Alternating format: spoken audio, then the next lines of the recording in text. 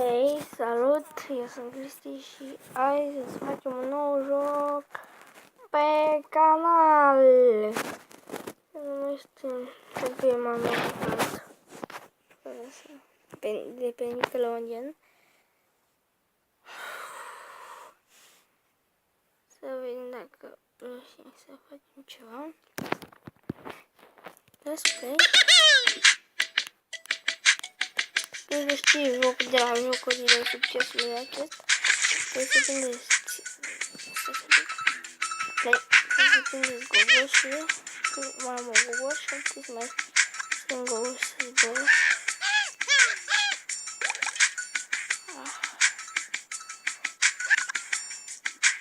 Mai am gogoș și nu pot să uit așa. Nu pot să zbor. Nu înțelege.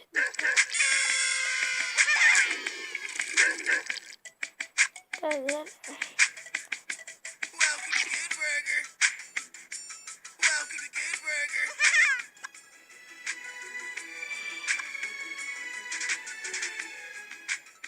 Welcome to Good Burger.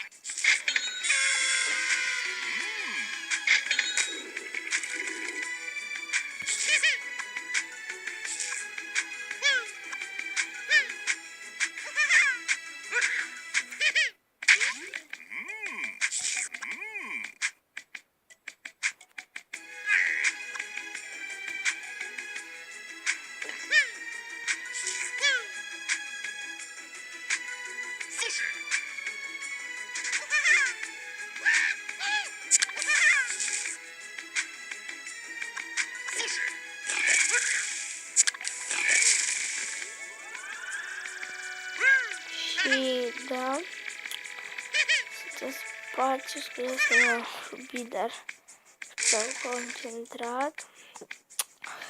Să spargi și e destul de tare jocul, trebuie să strângeți gogoșile. Uitați, și puteți să faceți concursuri. Destul de mare jocul acesta.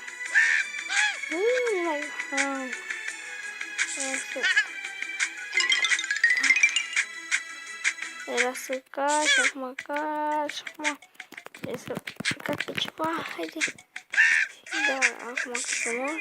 Ok, da, am murit. Da, gata, am văzut apa. Și asta e jocul. Bineînțeles, ce veți?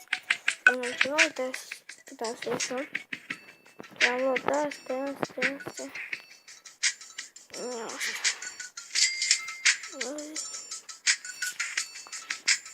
Cam așa e jocul. Să nu uitați de like, să vă abonați la canalul meu, cu a fost Cristi. La revedere!